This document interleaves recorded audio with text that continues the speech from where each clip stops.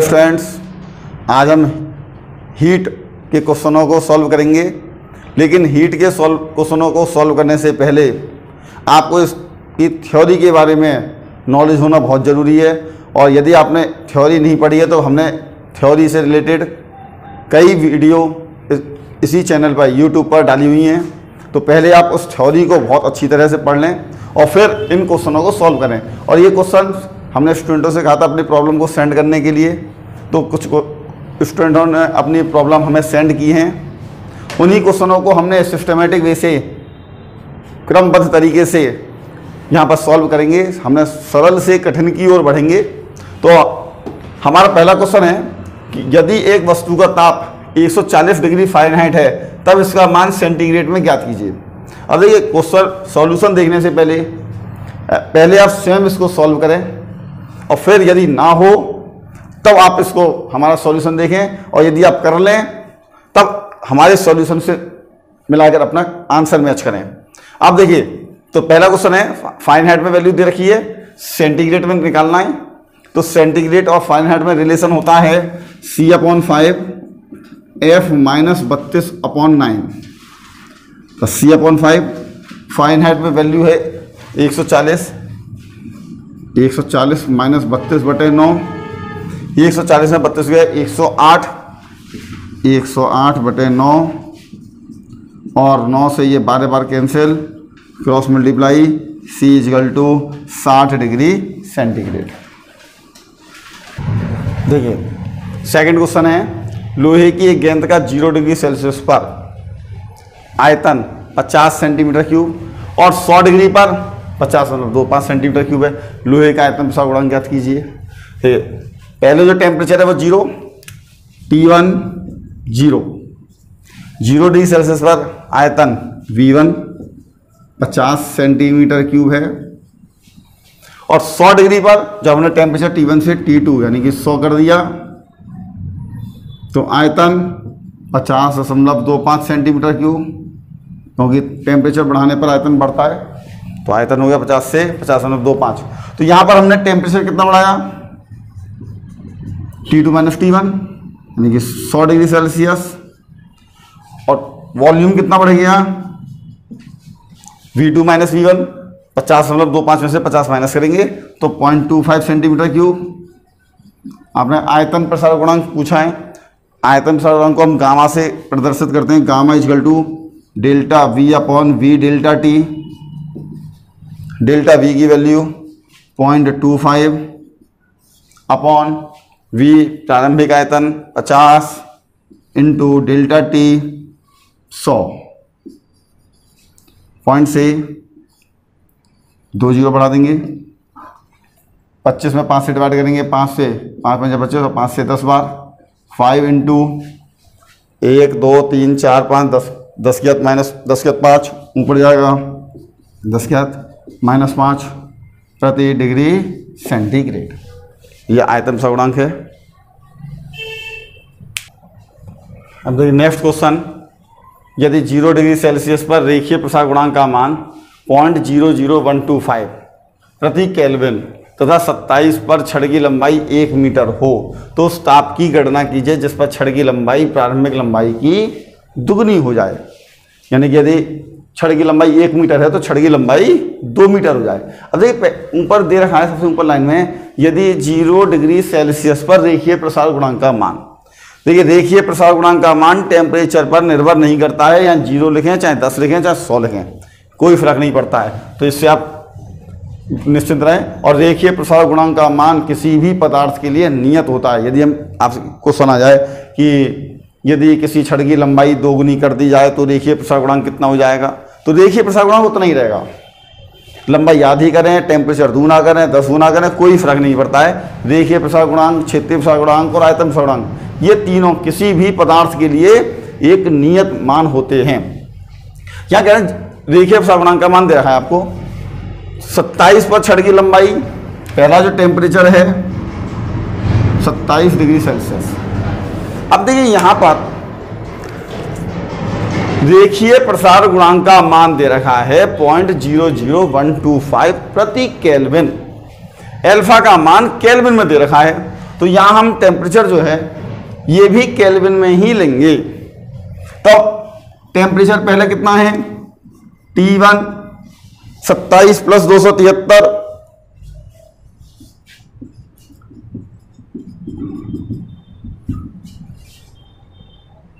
पर छड़ की लंबाई 1 मीटर है, तो 27 + 273 ये हो गया 300 केल्विन। लंबाई प्रारंभिक कितनी है, 1 मीटर, L1। अभी कह रहे हैं उस ताप की गणना की जिस पर छड़ की लंबाई दोगुनी हो जाए। तो अब L1 1 मीटर है, लंबाई दुगनी हो गई यानी 2 मीटर हो गई, तो वृद्धि कितनी हुई, डेल्टा L। यदि हम यहाँ पर लिख देंगे L2 कितना है, 2 मीटर, तो डेल्टा L निकालना है, तो डेल्टा L कितना हो गया, 2 - 1 यानी 1 मीटर लंबाई में वृद्धि। अब टेम्परेचर निकालिए, आपने फॉर्मूला पढ़ा है, डेल्टा L बराबर अल्फा L और डेल्टा T। जैसे कि अल्फा बराबर delta L upon delta T। Delta L की वैल्यू कितनी है, 1 मीटर, अल्फा का मान 0.00125, चलो, और प्रारंभिक लंबाई भी कितनी है, प्रारंभिक लंबाई भी 1 metre. Delta T T2 - T1, T2 - T1 की वैल्यू 300।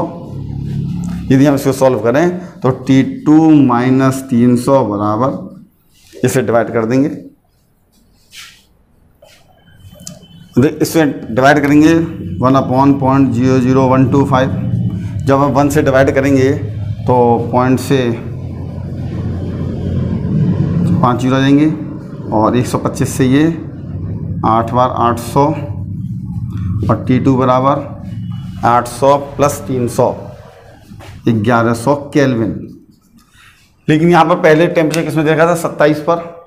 यदि आपको सेल्सियस में ही टेम्परेचर चाहिए तो आप 1100 में से 273 माइनस कर लें, और माइनस करेंगे तो 827 डिग्री सेल्सियस। तो केल्विन में आंसर चाहिए तो आप पहले ही केल्विन बदल लें तो केल्विन में आंसर आएगा।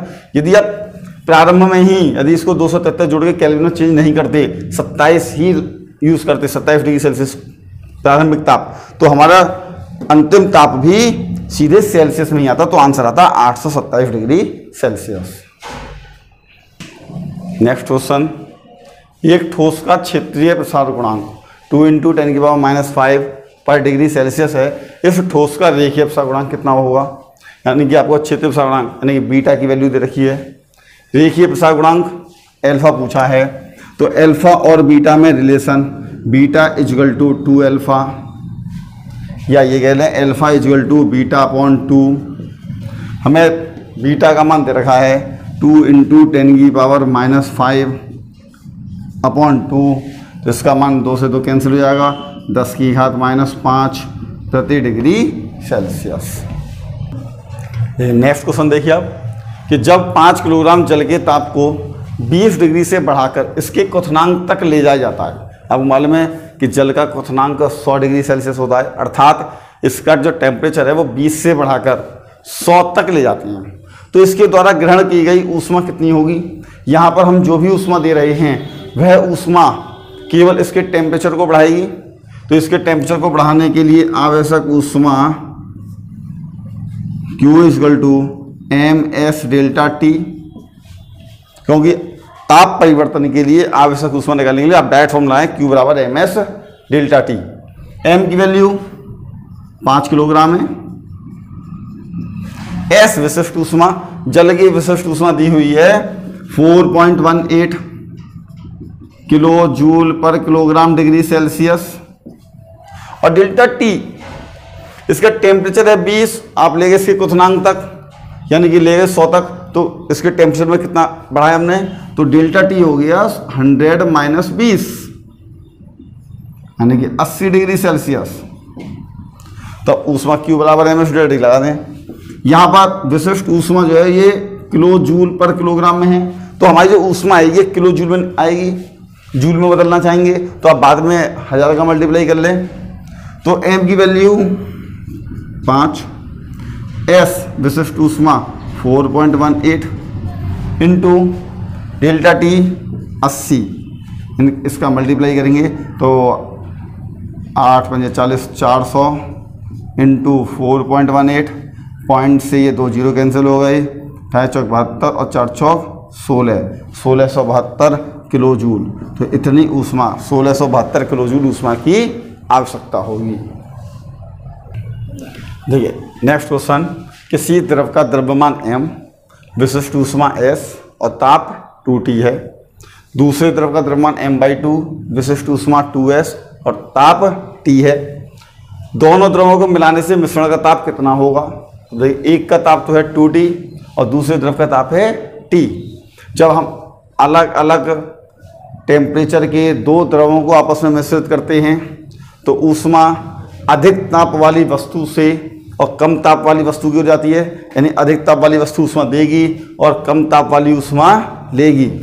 और कैलोरीमेट्री का सिद्धांत आपने पढ़ा है कि अधिक ताप वाली वस्तु द्वारा दी गई ऊष्मा बराबर कम ताप वाली वस्तु द्वारा ली गई ऊष्मा के बराबर होती है। तो मिश्रण का ताप देख रहे हैं आप, तो देखिए पहले द्रव का द्रव्यमान m, मानिए m1 बराबर m, इसका विशिष्ट ऊष्मा s, दूसरे का टेम्परेचर, पहले का टेम्परेचर है 2T और दूसरा द्रव लिया हमने, उसका द्रव्यमान m/2, इसकी विशिष्ट ऊष्मा 2s, इसका टेम्परेचर T।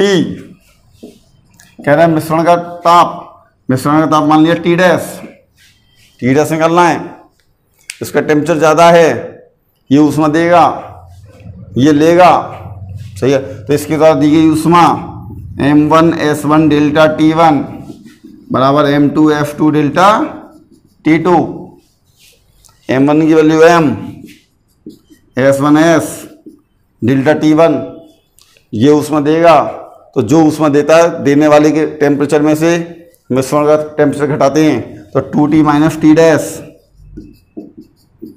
बराबर m2 m/2 f2 2s, और जो लेता है मिश्रण के टेम्परेचर में से लेने वाले का टेम्परेचर माइनस करेंगे तो T dash minus T, m से m, s से s, 2 से 2 सॉल्व कर दें तो 2T माइनस T डैश बराबर T dash minus T, T को इधर ले जाएं, T डैश इधर हो गया तो 3T बराबर 2T डैश और T डैश बराबर 3T/2।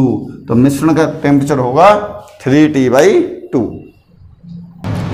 Next question, 80 degree Celsius ताप के 60 ग्राम पानी को 100 ग्राम ठंडे पानी में मिलाने पर मिश्रण का ताप 40 हो जाता है। तो दो द्रव हैं, एक ठंडा और एक गर्म, मिश्रण का ताप 40 हो जाता है। तो ठंडे पानी का प्रारंभिक ताप ज्ञात कीजिए। देखिए जैसे अभी हमने पहला क्वेश्चन किया बिल्कुल वैसा ही क्वेश्चन है। यहाँ पर दो द्रव है हमारे पास, गर्म और ठंडा। जब इन दोनों पानी को हम मिलाएंगे तो गर्म पानी ऊष्मा देगा और ठंडा पानी ऊष्मा लेगा। तो यहाँ लिखते हैं हम गर्म पानी और एक तरफ ठंडा पानी। गर्म पानी का टेम्परेचर 60 ग्राम, इसका टेम्परेचर 80 डिग्री सेल्सियस। ठंडे पानी का द्रव्यमान 100 ग्राम और इसका टेम्परेचर हमें निकालना है। ठंडे पानी का टेम्परेचर ज्ञात कीजिए। मिश्रण का ताप 40, चूँकि ये गर्म पानी है और ये ठंडा पानी है, दोनों पानी है, अर्थात दोनों की विशिष्ट ऊष्मा समान होगी। पदार्थ समान हो तो विशिष्ट ऊष्मा समान होगी। अब ये तो जिसका टेम्परेचर ज़्यादा होगा वो ऊष्मा देगा और ये जिसका टेम्परेचर कम है वो ऊष्मा लेगा। तो यहाँ पर m1s डेल्टा T1 बराबर m2f डेल्टा T2, विशिष्ट ऊष्मा तो बराबर है, ये तो कैंसिल हो गया। m1 60, अब ये ऊष्मा देगा, तो जो ऊष्मा देगा देने वाले के ताप में से मिश्रण ताप घटाएंगे। 80 माइनस 40 बराबर m2 100 delta T2 40 minus T2 40 minus T2 20 से 5 बार 20 से 3 बार अंदर मल्टीप्लाई करते हैं। वैसे भी 80 में से 40 गई 40 और 40 यहाँ 120, ये 120 बराबर 5, 40 माइनस T2 5 से 24 बार। T2 को इधर ले जाएँ, T2 बराबर 40 माइनस 24, 40 में 24 गई 16 डिग्री सेल्सियस। तो ठंडे पानी का प्रारंभिक ताप होगा 16 डिग्री सेल्सियस। नेक्स्ट क्वेश्चन है 20 ग्राम के प्लेटिनम के टुकड़े को भट्टी से निकालकर 50 ग्राम जल में डाल दिया जाता है। तो भट्टी से निकाल लें और 50 ग्राम जल में डाल दिया जाता है, जिससे जल का ताप 34 डिग्री सेल्सियस से बढ़कर 50 डिग्री सेल्सियस हो गया। यानी जल का प्रारंभिक ताप 34 था, डालने के बाद 50 होता है, अर्थात मिश्रण का ताप हुआ 50। तो भट्टी का ताप क्या कीजिए। देखिए प्लेटिनम के टुकड़े को जब हमने भट्टी से निकाला तो निकालते समय प्लेटिनम के जो टुकड़े का प्रारंभिक ताप होगा वही भट्टी के ताप के बराबर होगा। अब यहाँ पर प्लेटिनम के टुकड़े को भट्टी से निकालकर हम जल में डाल रहे हैं तो प्लेटिनम का टुकड़ा ऊष्मा देगा, जल ऊष्मा लेगा। तो प्लेटिनम के टुकड़े द्वारा दी गई ऊष्मा बराबर जल के द्वारा ली गई ऊष्मा। तो यहाँ पर एक लेंगे हम प्लेटिनम का टुकड़ा और दूसरा ले रहे हैं हम पानी। प्लेटिनम के टुकड़े का द्रव्यमान 20 ग्राम, 50 ग्राम जल में डाला जाता है। पानी का पानी का द्रव्यमान 50 ग्राम, जिससे जल का ताप 34 से बढ़कर 50 हो गया। यानी कि पानी का टेम्परेचर था 34 और 50 हो गया, ये हो गया मिश्रण का ताप 50। भट्टी का ताप ज्ञात कीजिए, अर्थात प्लेटिनम के टुकड़े का प्रारंभिक ताप दिया हुआ है। प्लेटिनम की विशिष्ट ऊष्मा S1 0.032 कैलोरी प्रति ग्राम डिग्री सेल्सियस और पानी की विशिष्ट ऊष्मा होती है 1 कैलोरी प्रति ग्राम डिग्री सेल्सियस। यहाँ पर प्लेटिनम का टुकड़ा ऊष्मा देगा, पानी का टुकड़ा ऊष्मा लेगा। तो यहाँ प्लेटिनम के टुकड़े द्वारा दी गई ऊष्मा बराबर पानी द्वारा ली गई ऊष्मा। M1 की वैल्यू 20, S1 0.032 डेल्टा T1। चूँकि ये ऊष्मा दे रहा है प्लेटिनम का टुकड़ा तो देने वाले के ताप में से मिश्रण का ताप घटाते हैं। T1 माइनस 50 बराबर M2 50, F2 की वैल्यू 1 और ये पानी ऊष्मा ले रहा है तो मिश्रण के ताप में से पानी का टेम्परेचर घटाएंगे। 50 माइनस 34 तो 20 से जब इसमें मल्टीप्लाई करेंगे ये हो जाएगा 0.64। T1 माइनस 50 बराबर 50 इंटू 50 में से 34 को माइनस करेंगे 16। पॉइंट जब हटाएंगे तो यहाँ 2 जीरो बढ़ गए।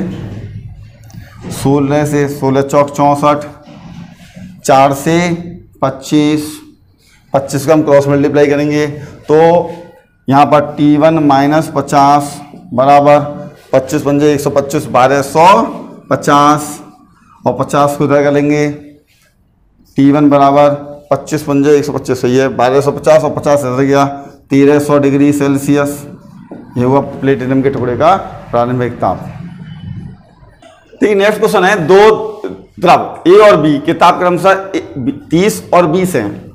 समान द्रव्यमान के दोनों द्रवों को मिश्रित किया जाए तो मिश्रण का ताप 26 आता है। इनकी विशिष्ट ऊष्मा अनुपात। ये दो द्रव A और द्रव B, इनके ताप 30 और 20 हैं। पहले का 30, दूसरे का 20। दोनों के द्रव्यमान समान हैं, ये भी M, ये भी M। मिश्रण का ताप 26 हो जाता है,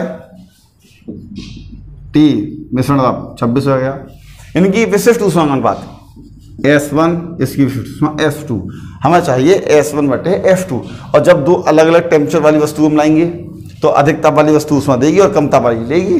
तो M1 S1 delta T1, M2 F2 delta T2, S1 और F2। अब द्रव्यमान बराबर है तो M कर लेते हैं और M से M कट जाएगा। हमें चाहिए S1 बटे F2 डेल्टा T2 बटे डेल्टा T1। डेल्टा T2 ये ऊष्मा ले रहा है, लेने वाले के लिए मिश्रण के ताप में से लेने वाले ताप घटाते हैं, 26 में से 20 घटाएंगे 6। और ये दे रहा है तो देने वाले के लिए डेल्टा T1 देने वाले के ताप में से मिश्रण ताप घटाते हैं, 30 माइनस 26 4 3 बटे 2। तो विशिष्ट ऊष्मा का अनुपात हो गया 3:2। ठीक है, अगला नेक्स्ट क्वेश्चन है 2.5 किलोग्राम द्रव्यमान के तांबे के टुकड़े को किसी भट्टी में 500 तक गर्म करने के पश्चात किसी बड़े हिम ब्लॉक पर रख दिया जाता है। गलित हो सकने वाली हिम की अधिकतम मात्रा कितनी होगी? और तांबे की विशिष्ट ऊष्मा को दी हुई है 0.39 जूल पर ग्राम केल्विन। और बर्फ की संगलन ऊष्मा, ये देखिएगा, किसी तांबे के टुकड़े को जब हम भट्टी से निकालकर किसी बर्फ के ब्लॉक पर रखेंगे तो तांबे का गुटका उस बर्फ को तब तक पिघलाएगा जब तक कि इसका टेम्परेचर 500 से 0 ना हो जाए। तो सबसे पहले हम ये निकालते हैं कि इस हिम ब्लॉक को कितनी ऊष्मा मिली। तो इस तांबे के टुकड़े द्वारा दी गई ऊष्मा, तांबे के टुकड़े द्वारा या गुटके द्वारा दी गई ऊष्मा और इसका टेम्परेचर 500 से 0 होगा, ये ऊष्मा देगा, यानी इसका ताप परिवर्तन हो रहा है। और ताप परिवर्तन में दी गई ऊष्मा mf डेल्टा T, m की वैल्यू है 2.5 किलोग्राम, लेकिन विशिष्ट ऊष्मा दी हुई है 0.39 जूल पर ग्राम केल्विन। तो ये हमें विशिष्ट ऊष्मा धारिता दे रखी है ग्राम में, तो हम द्रव्यमान भी लगा लेते हैं ग्राम में। तो 2.5 किलोग्राम में 2500 ग्राम, 2500 विशिष्ट ऊष्मा 0.39, ये ग्राम, ये जूल पर ग्राम, तो ग्राम से ग्राम कैंसिल हो जाएगा। डेल्टा T टेम्परेचर है 500 और कब तक बर्फ को पिघलाएगा? जब तक इसका टेम्परेचर 0 ना हो जाए। तो डेल्टा T हो गया 500 माइनस 0 यानी कि 500, पॉइंट से 2 0 कैंसिल हो गई, 25 पंजे 125 या इतना ही रहने दें, यह आ जाएगा 2500 इंटू 39 इंटू 5 जूल। हमें इतनी ऊष्मा मिली और इस ऊष्मा से अब बर्फ पिघलेगी। अब कहना गलित हो सकने वाली हिम की अधिकतम मात्रा कितनी होगी? यह जो ऊष्मा होगी ये पूरी की पूरी ऊष्मा बर्फ को पिघलाने में ही वह होगी। देख, तांबे के गुटके द्वारा दी गई ये ऊष्मा जितनी है, ये जो ऊष्मा है ये पूरी की पूरी ऊष्मा बर्फ को केवल पिघलाने में वह होगी। और बर्फ की गुप्त ऊष्मा दे रखी है यहां पर 335 जूल पर ग्राम। तो हमें यह निकालना है कि इतनी ऊष्मा से कितनी बर्फ की मात्रा पिघलेगी। तो ये जो ऊष्मा है ये पूरी की पूरी ऊष्मा बर्फ को पिघलाने में होगी। अब माना इससे m डैश बर्फ पिघल गई तो अवस्था परिवर्तन के लिए ऊष्मा m dash L equal to ऊष्मा कितनी है 2500 इंटू 39 इंटू 5 m डैश गुप्त ऊष्मा दी है 335, तो 335 से डिवाइड कर देंगे हम 2500 इंटू 39 इंटू 5 अपॉन 335, 5 30 और 5 7 35। जब आप इसमें मल्टीप्लाई करके इसे डिवाइड करेंगे तो ये आंसर आता है 1.455 किलोग्राम, लगभग ये 1.5 किलोग्राम। तो इस ऊष्मा से 1.5 किलोग्राम बर्फ पिघल जाएगी।